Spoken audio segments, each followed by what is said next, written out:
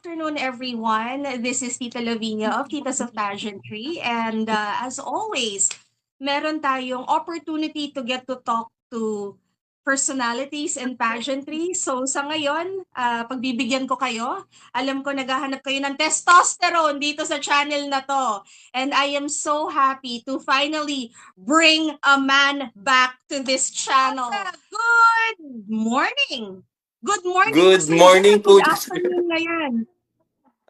Actually, dito sa KSA is 10:35 AM. So, good morning po dito sa Nako. KSA. Good afternoon dyan sa Manila. Morning na morning at napakainit na afternoon dito. So, for those of you who are unfamiliar, Jesse is actually representing the city or the district of Al Azizia, and he will be competing at Mr. Philcom Kingdom of Saudi Arabia. That's 2026. So, Jesse, please let us know. Paano ba tayo umabot dito? Paano ba tayo nagkaroon ng representation sa district mo muna? Sa district ko po, actually, sumasali na po ako last year sa mga pageant. Then, someone invited me na sumali dito sa Mr. Philcom KSA. Dati rin nasa Riyadh ako, then I transferred here in Jeddah. Then, binigyan nila kami ng mga assigned district. Yun nga po, napunta sa akin yung Al Azizia district dito sa Jeddah. Okay. Alright. So, sa kaalaman ng lahat, itong competition na to, this is in preparation for your representation of the Kingdom of Saudi Arabia. Now, kung pala rin tayo dito, ikaw ay magko-compete for Misters of Pilipinas. Tama ba? Yun po yung crown na gusto ko makuha ngayon. Pero meron kami 5 crown na paglalabanan sa Mr. Philcom KSA. Isa po yun yung Mr. of Filipinas, Mr. Spear, Mr. Intercontinental, Mr. Tourism World. Yun yung isang nakalimutan ko na. Ano rin? Opo. Pero ang So, target ko dyan is maraming yung Mr. of din. Pilipinas. Opo. And then, anong magiging setup nito? Itong, may target ka na crown or may target ka na title. But sa coronation night, sa evening nitong bibigyan natin ng titles, anong paglalabanan nyo? Internationally ba o sa Philippines ang laban nito? Mostly titles na nakuha po nila is national. Sa Philippines po lahat lalaban yun. Except I think yung Mr. So, Intercontinental na lalaban sa Vietnam. Yun lang po yata yung international I titles na meron see. sila. Opo. Okay. All right. All right. So ayan, nakalatag na tayo. So what I'm going to be asking you today is we'll use this opportunity of course to get to know you kasi syempre hindi naman lahat ng mga kandidata or kandidato nagkakaroon ng opportunity para talaga sabihin nila kung ano talaga yung purpose nila, ano yung journey nila dito. So unahin muna natin, magpersonalan muna tayo. Jessie, please give us a little bit of a background of yourself. Hi, my name is Jesse R. Mendoza. I am actually 36 years old now. I'm working here in Kingdom, Saudi Arabia for almost 15 years now. Wow. Single, not married. Yun po. Talaga kailangan natin isama natin to. Kailangan natin na Single na, i-mention single. to. Ang talagang market mo is that you are an OFW and 15 years ka nang nag-OFW. Can you walk us through saan ka lumaki, anong background mo nung nasa Pilipinas ka pa, and then how did you get into the OFW line of work? Actually, I'm from Obando, Bulacan po. Doon ako lumaki. Doon ako nag-aral, doon ako nag-ano. Opo.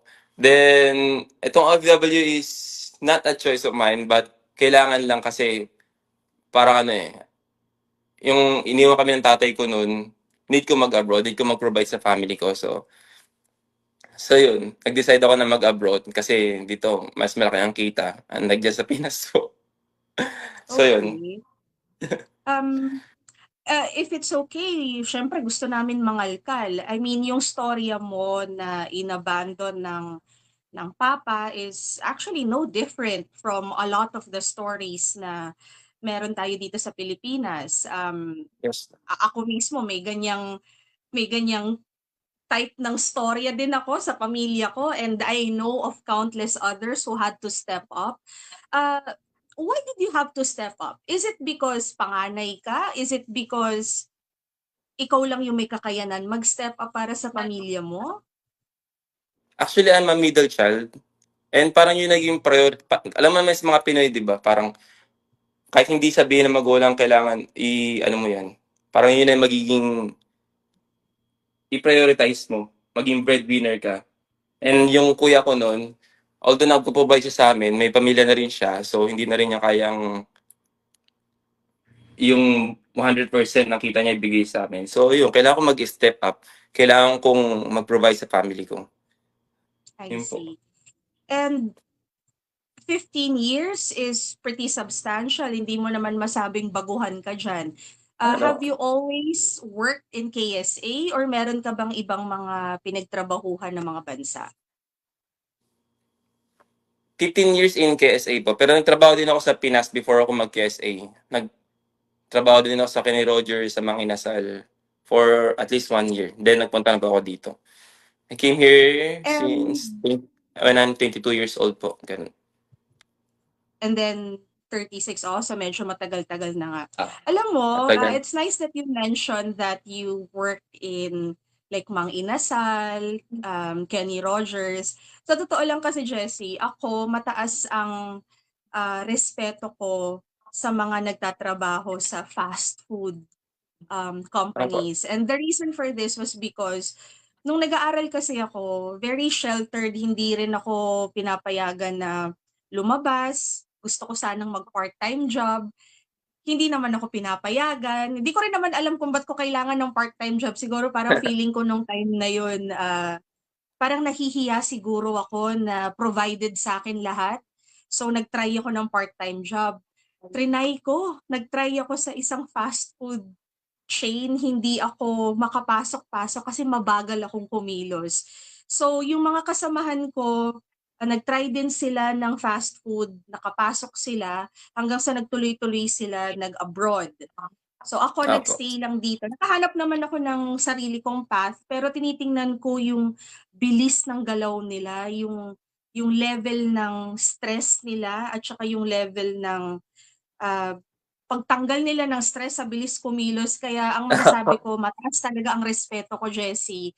Alam ko hindi Opo. gano'n kadali yung trabahong 'yan. Um, Ang Paano tawag mo nga po siya nila sa amin sa na-overcome? Inasal is robot eh. Para daw kami mga robot gumalaw. Parang Sabi nila oh, sa 'di amin. ba parang may Oo. clockwork 'no? Oo, Military grabe. precision, hindi ko kaya kasi mabusisi ako, ang dami ko pang gustong, litanyahin, ang dami ko pang gustong gawin, pero iba kasi yung well, at the same time, mahirap din yung gano'ng klaseng trabaho kasi nawawalan ng puso. So, Opo. paano mo name-maintain yun? Paano mo name-maintain yung puso knowing na yung ganitong klase ng trabaho, denumero, yung agad-agad kailangan i-step 1, step 2 malinis mong tatrabahuhin?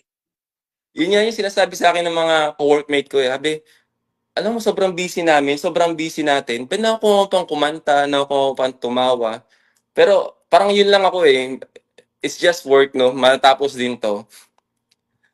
Matatapos na kahit gaano tayo ka-busy, kahit gaano ka-ano, it's just part of the work lang sa'kin, parang natural na sa'kin. Kaya kaya kong mag-ano yun. Saka yun yung train sa'min sa Inasal.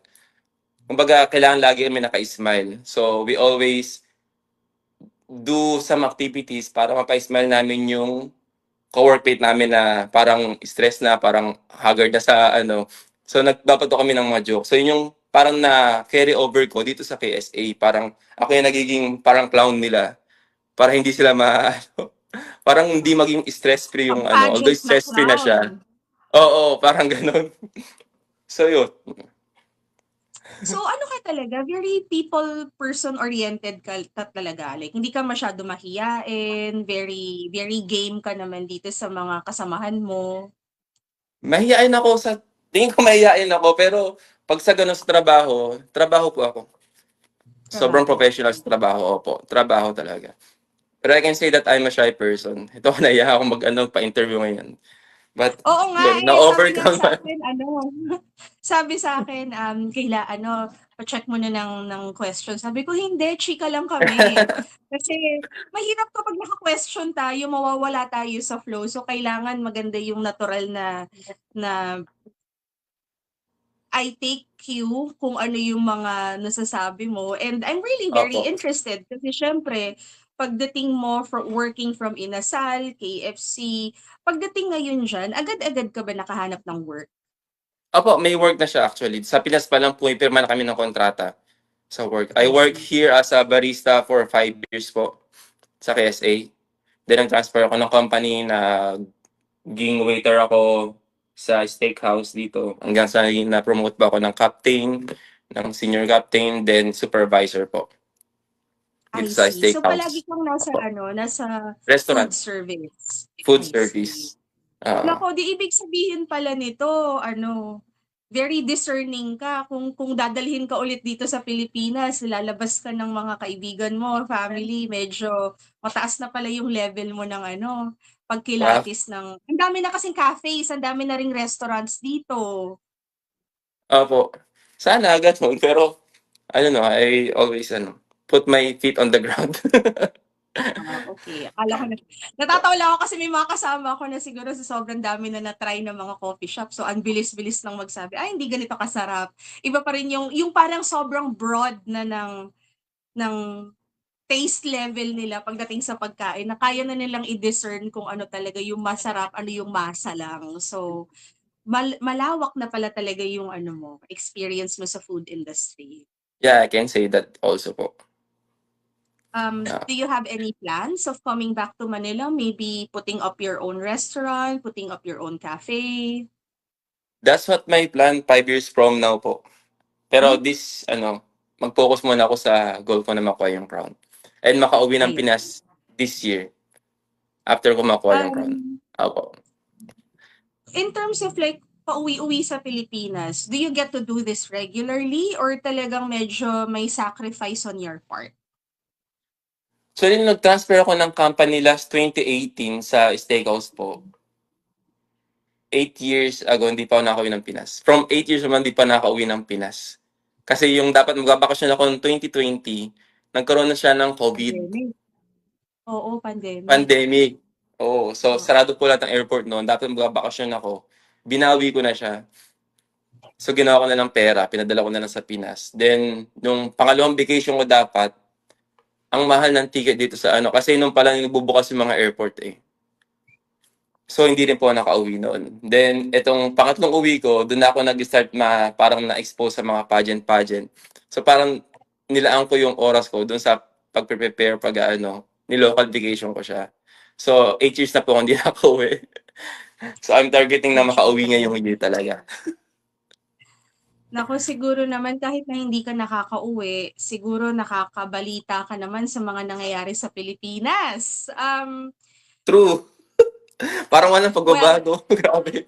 parang wala namang pagbaba. Actually, lalo ngang gumulo eh. Pero Lalong gumulo, no? ah, lalong mas magulo tayo ng slight. Pero tanong ko lang kayo dyan lahat. May diferensya ba nung nagkagulo dyan doon sa kagustuhan mo na magstay sa KSA or naisip mo ba na umuwi ng Pilipinas nung medyo magulo dyan a few weeks ago? Actually, alam niyo yung mga balita sa TV, actually totoo po 'yun kaso hindi gano'n kagulo dito sa Saudi, napaka-peaceful po I dito. Tumatawag nga yung mga magulang ko, inaano kung okey lang ba kami dito, kung ano nangyari, sabi ko, "Okey lang kami." Nakaka-receive ko ng mga ganyang barilan, pero napaka-peaceful din, napaka-safe po dito sa Saudi. Although may safe mga sa Saudi. mga flight na naka-cancel, pero hindi gano'n yung katulad ng mga nag-aano sa balita na may mga bombang ganyan, may magulo na dito, pero hindi po. Ang safe dito sa Saudi. Now, as an OFW, paano ngayon yung trabaho mo now na you're pursuing pageantry? Are they very open? Are they supportive? Do they give you time off? Yung mga pageant naman po dito sa is very parang supportive sila sa work. Parang prioritize pa rin namin is yung work namin. So, magkikita lang kami like once a week lang, every Friday. Kasi Friday po yung weekend dito. And mostly the time na inaano is pang umaga. So, yung mga may pasok ng karamihan dito hapon, nakakapag-adjust po. Katulad ko sa restaurant, ang schedule ko lagi is 5 p.m. So, nakaka-attend ako ng mga training, if ever, doon sa pageant po namin. And itong kata-transfer ko lang po ng trabaho sa ano dito sa Jeddah. Ano, napakaswerte ko kasi napakabait ng employer ko at pinayagan akong mag-pageants. Sobrang support siya sa akin. Oh, good, Yun good. po. Iba rin kasi kung lumalaban ka tapos parang feeling mo may isang entity or kapamilya or girlfriend o kung sino man na medyo may pagpipigil. Iba kasi yung all out na support. So, Opo. yung employer mo ba Pinoy din or Saudi national? Pinoy po yung Saudi employer ko. national. Pinoy po Pinoy, yung 'di ba? employer ko. Kaya At alam niya na sumasali ko sa kaya mga pageant ngayon. Opo. nagpa-proud ba sila? Kasi 'di ba syempre sa Pilipinas parang local celebrity ka kung may kakilala kang nagpa-pageant or nandun sa industriyang ganun eh. Ay, sobrang proud yung employer ko. Actually, nanonood nga siya ng preliminary no, tuwang-tuwa siya nung nakita ko dun sa nagpe-perform sa Talaga ba? stage. Last preliminary, opo. Pero kami wala sa restaurant noon, kahit busy. Friday kasi is busy, Mabuti is naman. weekend dito sa ano sa Saudi. So I busy see, noon I talaga. see. Nako. Well, gusto ko rin naman kasi malaman kasi syempre matagal ka na rin na OFW diyan. Yung perspective mo ba on life, like nagbago ba siya? Kasi 'di ba sabi nila you have to travel, you have to see. Naging mas maging reklamador ka ba sa buhay sa Pilipinas? Mas napupuna mo ba siya o mas broad lang yung perspective mo sa buhay? Usually kasi mapuna yung mga tao lalo na kapag medyo matagal na nakatira sa ibang bansa. Sa tingin ko hindi. Hindi rin ako mapag-watch ng news sa Pinas kasi, kasi alam kong ayun lang parang magiging negative siya sa akin. So mas pinili ko na hindi mag-watch. Pero yung magreklamador sa ano, hindi. I always look forward to go home to the Philippines po. Especially this year. Yun. Nako, Pero medyo naaliw ako sa matagal na mga nakapanood ko siguro. na opo, nakakaaliw yung mga nasa news ngayon. So nakasubaybay na naman ako about Oo, 'di ba? politics. Parang Opo, yung matindi pa naghahabulan sa nila. Netflix. Sabi nga namin Opo. mag-cancel na kami ng Netflix subscription namin dahil mukhang araw-araw may bago tayong episode sa gobyerno Oo. ngayon. So, yeah, without So going yun. into details, I'm sure, we're all on the same page, lalo na kung magulo sila doon.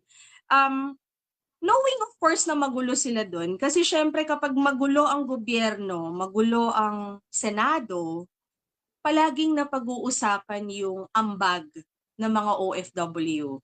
Palaging napag-uusapan yung ambag ng mga taong nagtatrabaho kasi parang tayo yung nasasagasaan. Tax natin yung ginagamit, nawawaldas. Anong feeling mo? May disconnect ka ba? Na nakikinood ka lang or may hugot ka rin?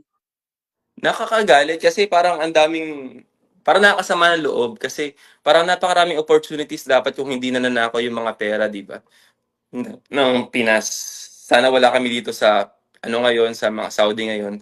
Kung nalalagay lang sa tama yung mga perang pinag yung pinapadala namin or kahit diyan sa Pinas yung mga VAT na kung nailalagay lang sa tama, kaya po dito sa Saudi, may VAT dito pero nakikita mo na nagagamit sa tama, na assured sila, parang ina-assured nila mga tao na safe ka dito sa Saudi kasi yung VAT na sinisingil nila sa'yo, na nalalagay po sa tama. So, sana ganun din yun sa Pinas, 'di ba? Oo nga Kung 'no, wala lang silang corrupt. nakikita mo sa Mm. healthcare, nakikita mo sa Now, healthcare. Kasi kami mga OFW dito, may insurance po dito, so hindi mahirap magpa-check-up ng mata, magpa-clean ng ngipin. Insured kami dito lahat po. Pati yung mga transportation, ganun. grabe 'no, Sobrang nakakainggit.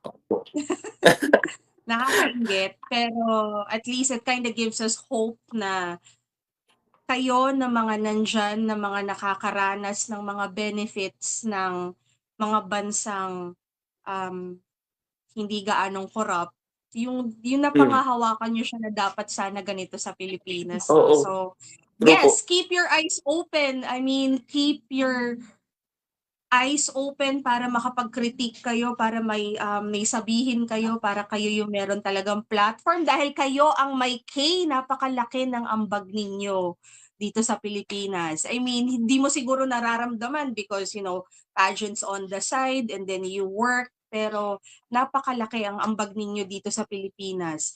Um, Thank you knowing po. na of course, like ako talaga mataas ang tingin ko sa mga OFWs, mataas ang tingin ko sa mga nasa service crew. Crazy kasi alam ko napaka-physical ng trabahong 'to. Hindi 'to katulad Sobra. ng trabaho ko na uupo lang ako tapos utak ko lang yung gumagana or nagta-type lang ako dahil writer ako. Iba yung banat ng buto ng physical na trabaho. And I always feel like a little inferior kasi hindi ako skilled.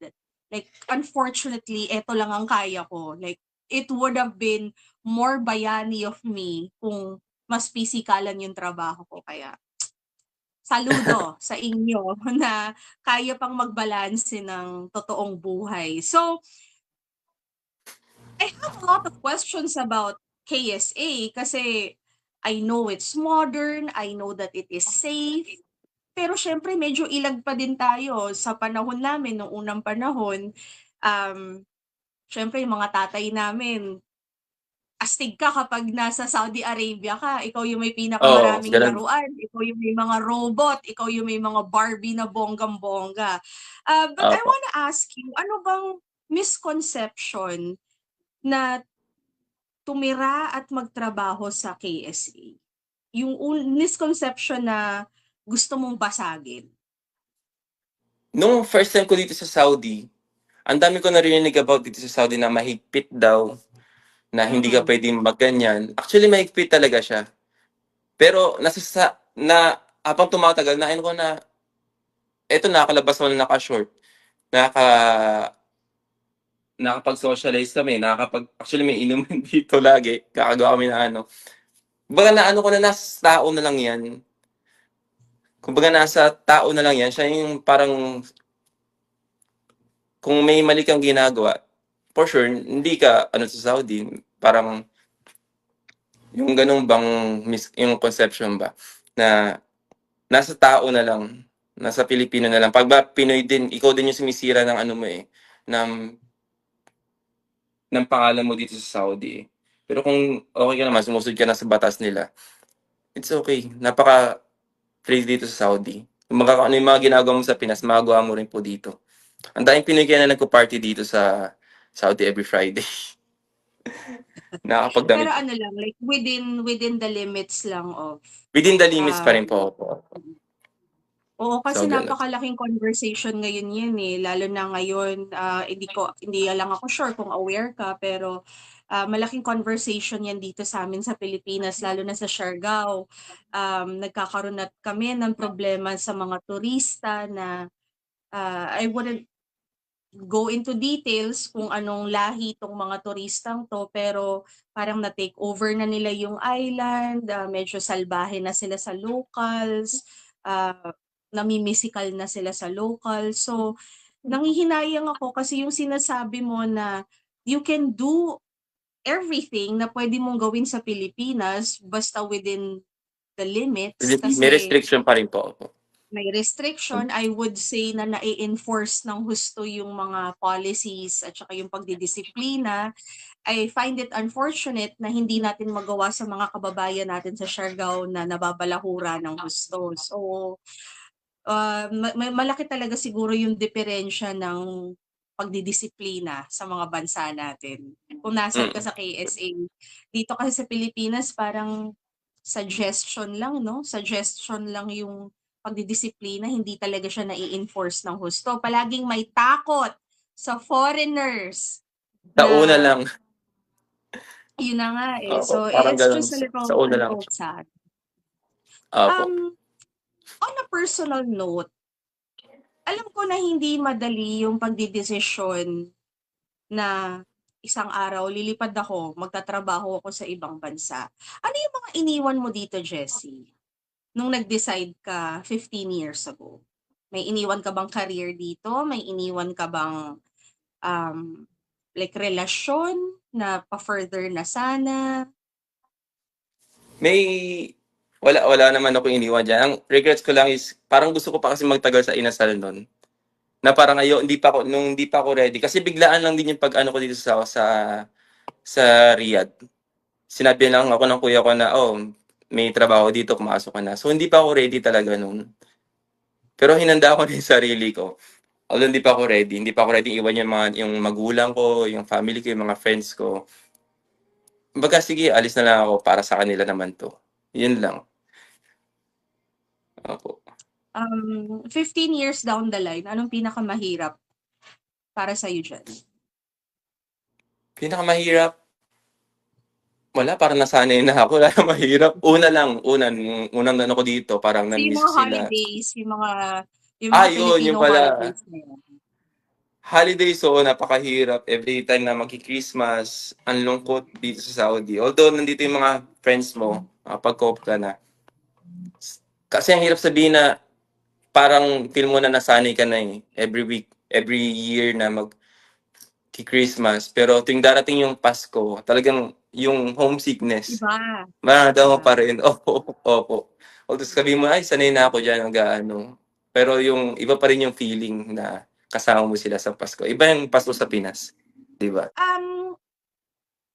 Since 15 years ka na and you seem like a local, mukhang naka-assimilate ka na ng husto, parang sabi mo nga, hindi nasanay ka na, hindi na rin masyado yung idea na malungkot unless of course andyan na yung mga holidays.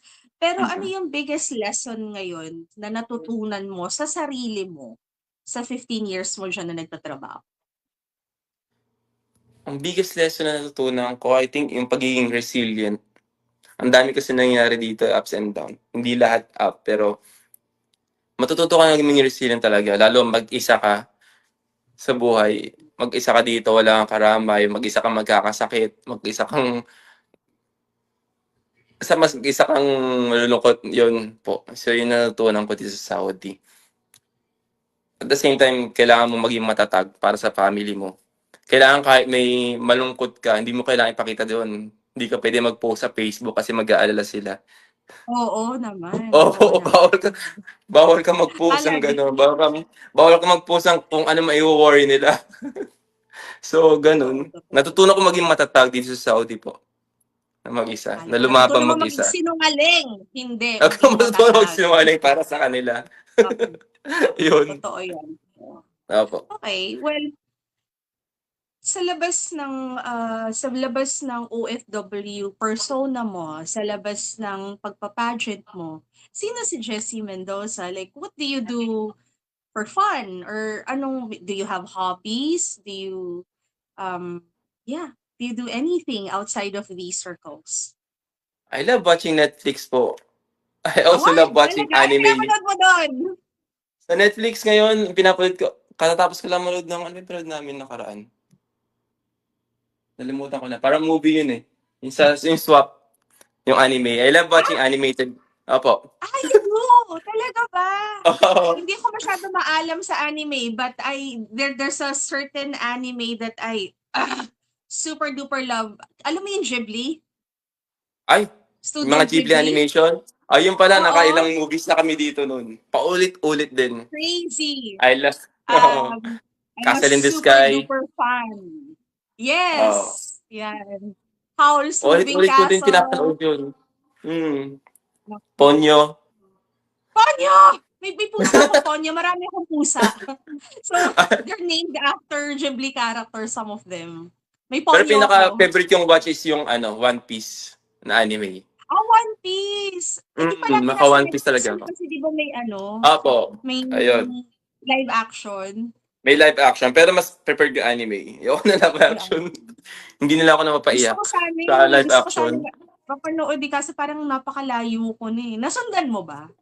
Nasundan ko at pinapaulit-ulit ko po. Alam mo yung kada magbubukas sila ng bagong parang season sa One Piece, pinapanood ko ulit mula umpisa. Ganun ako So that's ka-addict your sa thing. oo. Okay. I Yun din yung totally parang get nag-ano it. sa I akin mean, I sa totally Saudi. understand. Oo, Mm. gets ko. Kasi, syempre, hindi naman din ako sobrang bagets na. Namumuti na yung buhok ko, pero, Same tayo. ganun din. May rin ako, may parte rin ako ng buhay ko na nandun din sa anime side na yun. So, Opo. talaga, Anime lover ka good rin for pala. you. Oo, Opo. may rin ako. That's why, ang dami kong pusa, my gosh. Because of like these yung influences ng anime, lalo na yung sa Studio Ghibli, mayat-maya may mga pusa na character.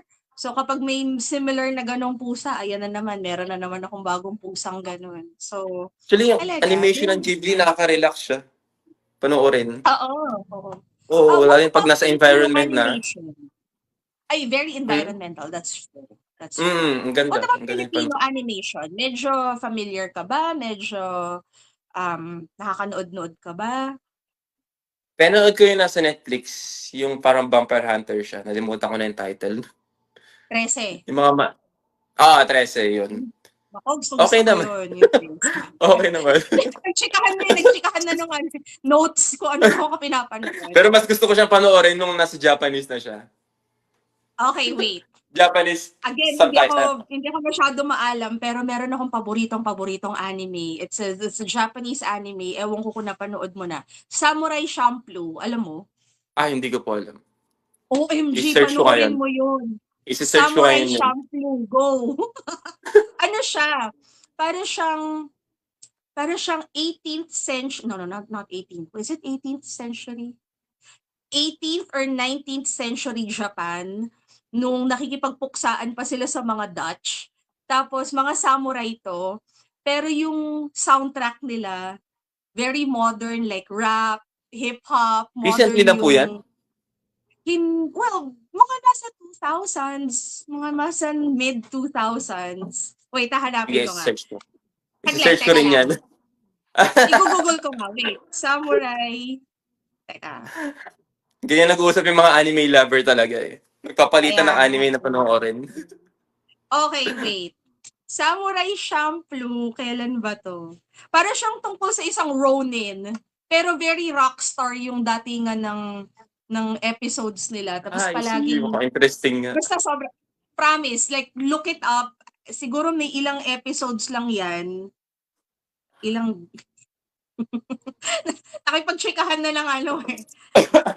Meron mga like 26 episodes, pero 2005 to ni-release. Sana, panoorin ko yan. I-search ko yan. Go. Oo. Search mo yan. So, dun ko Kaya pala mga may Bakit? recommend sa akin ng anime. Ayan ang Opo. aking recommendation. Opo, sige. Samurai Champloo. Samurai Ayan. Champloo. Ano ka ba? Why? Are you artistic or nahilig ka lang talaga sa anime or cartoons growing up? Nahilig lang po talaga ako kasi since nung bata ako, talagang tumatakbo ako sa kalsada pag-uwian na para makaabot sa anime. Kasi ang mga anime yun is nag-start ng 4 p.m. sa GMA. 'Di ba? So doon pa lang, naengganyo na ako. Pareho tayo.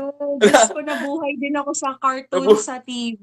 Siyempre, Sa TV. definitely magkaibang panahon. Pero, ganun din ako. Nagmamadali din ako sa school Nagmamadali ako. para lang umabot. Ako Yun na yung parang naman, naging bonding namin ng family namin. Panonood ng anime. talaga. So nanay ko mahilig din sa anime. Kuya ko mahilig din Na, sa anime. No? pareho tayo. Yung mama ko ganun din. Ako naman, ang Opo. hugot ko naman sa mga cartoons, well, syempre, bago na yung term na anime, ang hugot ko sa kanila is, gusto ko talaga noon mahasa ng English. So, nanonood Mm. talaga ako ng cartoons. Yun talaga yung pinakamabilis na way para sa isang bata. Like, for me, na matuto talaga ng English.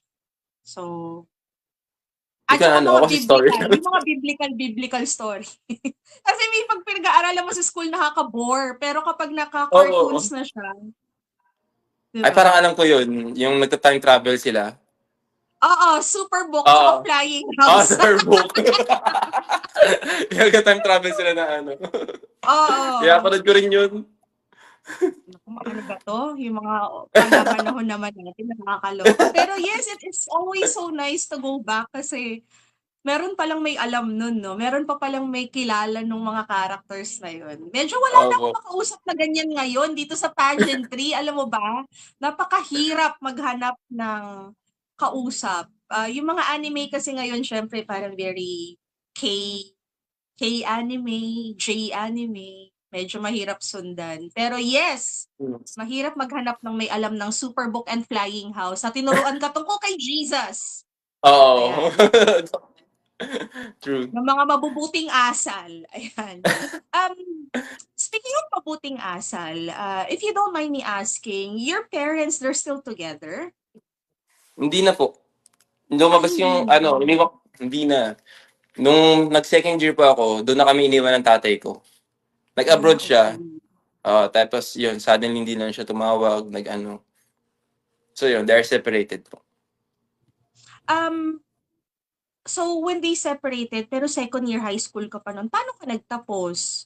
Did you do this on your own or yung kuya mo ba tumulong sa pagtatapos mo nun? Actually, yung nag-ano ko, kuya ko nasa college din noon. So grabe din yung gastos ng nanay ko. Yun yung inaano ko ngayon eh, parang paano kami nairaos ng nanay ko na gano'n. Although alam ko na puro utang, nabuhay kami sa utang dati. Kasi doon kami iniwan siguro ng tatay ko para naging takot siya sa responsibilidad eh. Although wala na akong sama ng loob ngayon, yun na lang yung nakikita kong rason doon. Pero grabe yun ng nanay ko. Grabe, Iyak ako. no? Grabe yung sakit. Talaga ba? Oo. Naku, kaka-Mother's Day lang and well, okay, naintindihan din naman kita Oh. kasi siyempre, alam ko naman na yung responsibilidad palaging nandun sa lalaki. Pero Mm. growing up, na encounter ka rin na bakit yung mga babae sa pamilya namin yung kumakayod? Bakit yung mga Kaya, babae sa pamilya namin yung nag-a-abroad? Bakit sila yung may pera? Bakit sila yung nagpapaaral? Medyo gets ko yung ganong, how do you feel about this?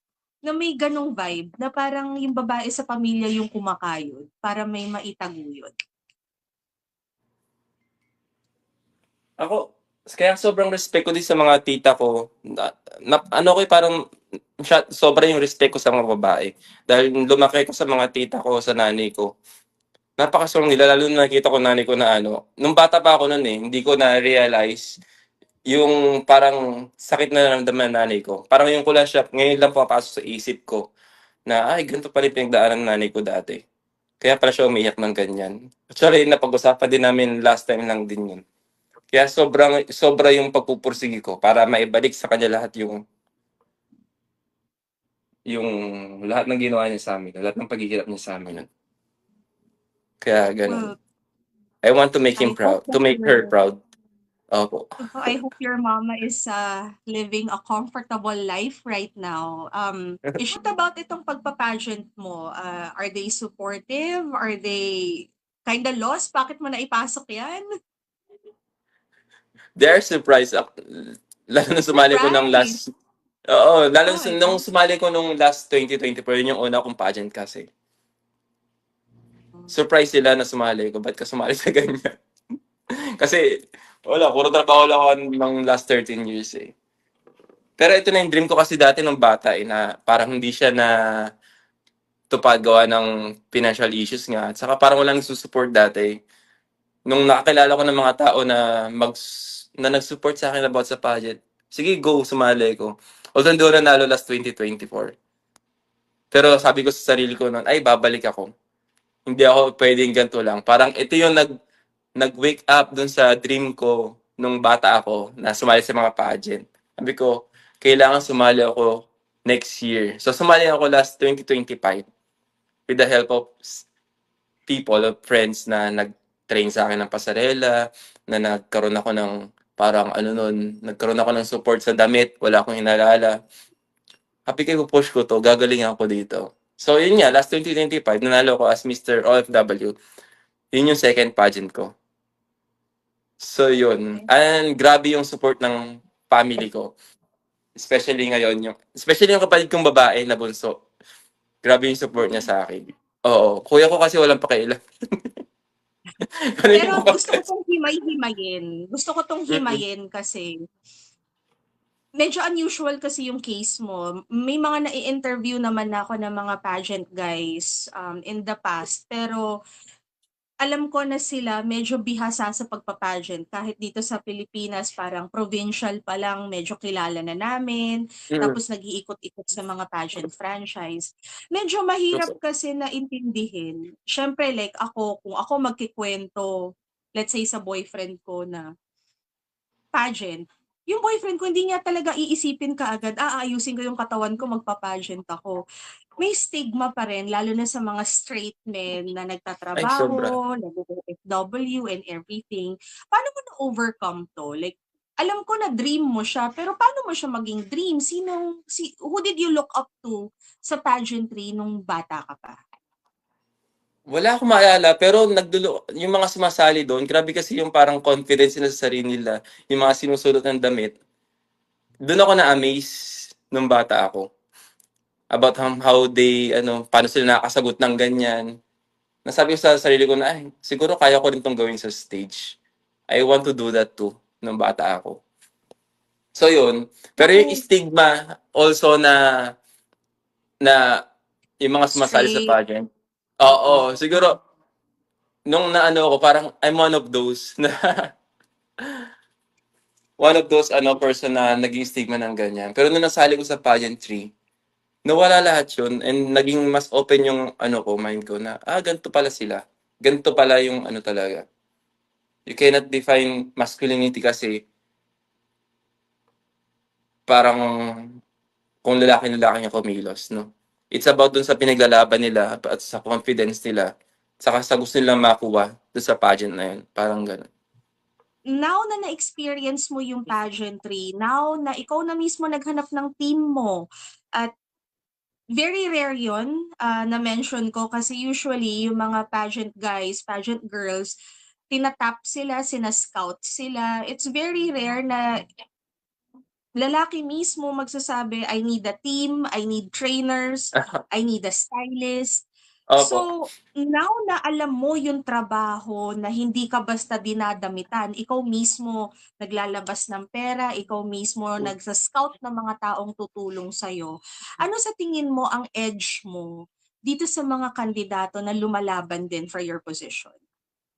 Kumbaga, ang edge ko is, alam ko yung kulang sa akin eh.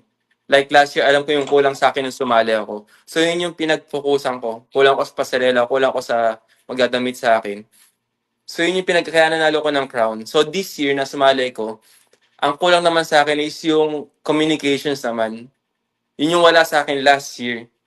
So yun yung pinag-focusan ko ngayon. Kumuha ko ng coach na magtuturo sa akin about Q&A, about public speaking. And may mga tao din na tumutulong sa akin about sa public speaking like ito po sa atin. So yun yung magiging edge ko. And I'm really eager to get the crown that yung Mr. of Pilipinas ngayon. So yun yung pinag-focusan ko. And I'm working hard na talaga na mag-get po yun, yung crown na yun. Dahil gustong-gusto ko siya. Napaka-prestigious ng Mr. Pilipinas para. Then, alam mo naman pagdating sa pageantry ngayon, hindi na siya basta nakahanap ka ng stylist, maayos yung suit mo, maayos yung katawan mo, labas na labas lahat ng pandesal, galit na galit.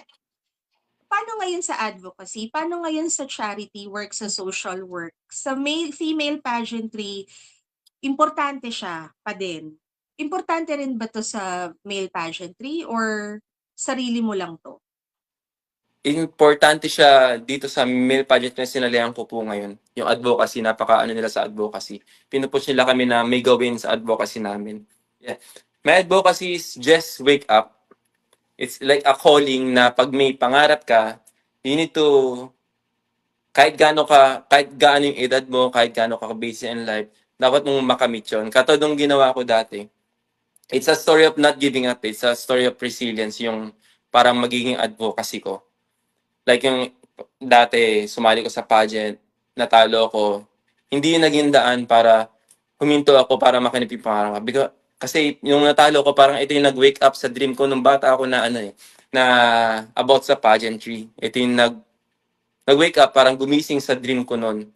So, nag-try ako, nanalo ako with the help of some people na nag-boost ng confidence ko. So, parang ganun yung gusto namin gawin sa advocacy ko ngayon. Para maghahanap kami ng mga tao na may mga inspiring stories dito sa Saudi para maka-inspire din ng ibang tao, like especially our kababayans. Kasi hindi naman lahat dito sa 10 is na nagtatrabaho dito, hindi naman lahat gusto maging server or yung trabaho nila. Kumbaga, kinuha lang nila yan kasi ito yung pinakamadaling pasukin eh. Yeah.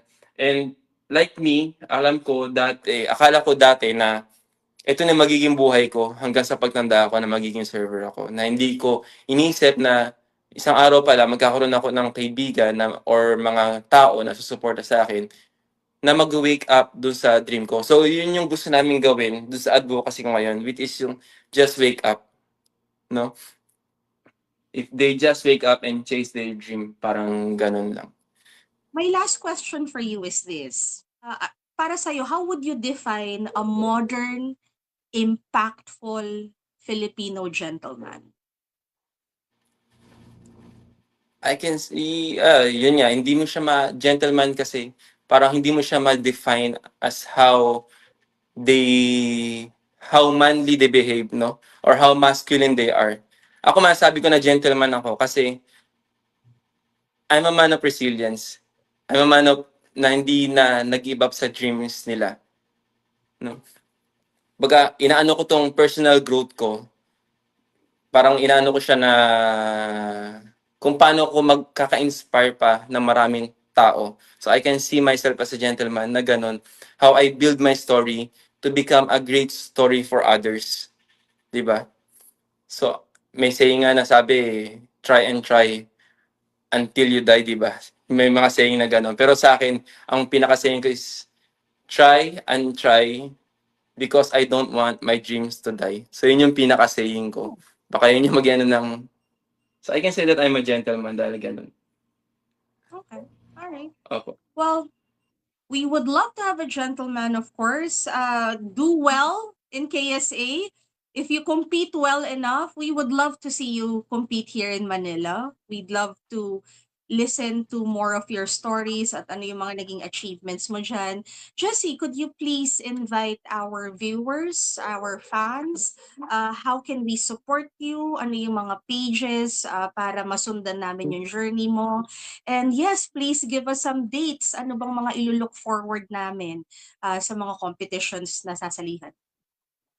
So, hi, my name is Jesse R. Mendoza.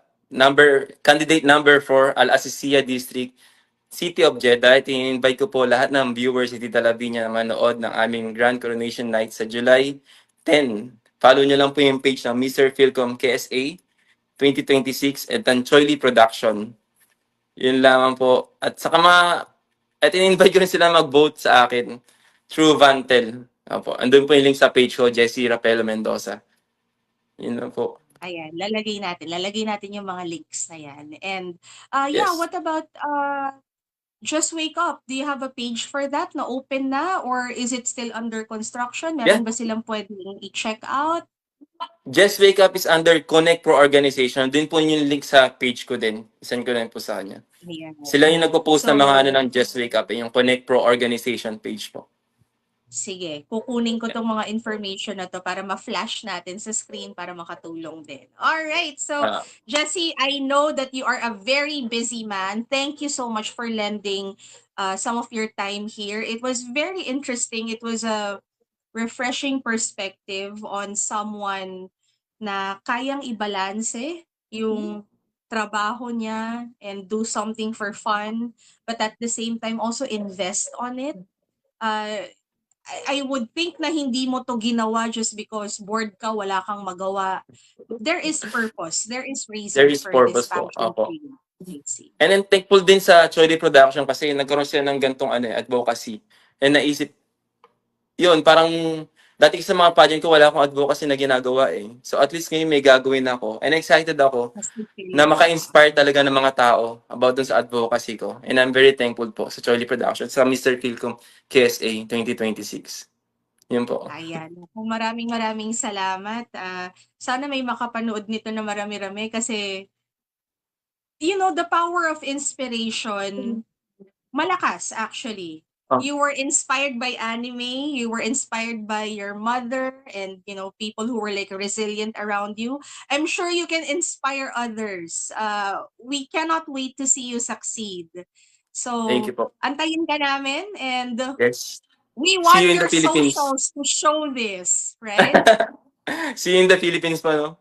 And nice to meet you, Miss Nako, Lavinia. mag-ano Opo. tayo, mag-manifest tayo. See you in Yeah, the manifest na Philippines. yan. I'm manifesting since I Okay. joined. True. True. Yun na po So yung talagang ginagawa aim ko. for the highest title. I have no True. doubt. So, Jessie, maraming salamat. And Thank you po. RV, thank you so much for this opportunity.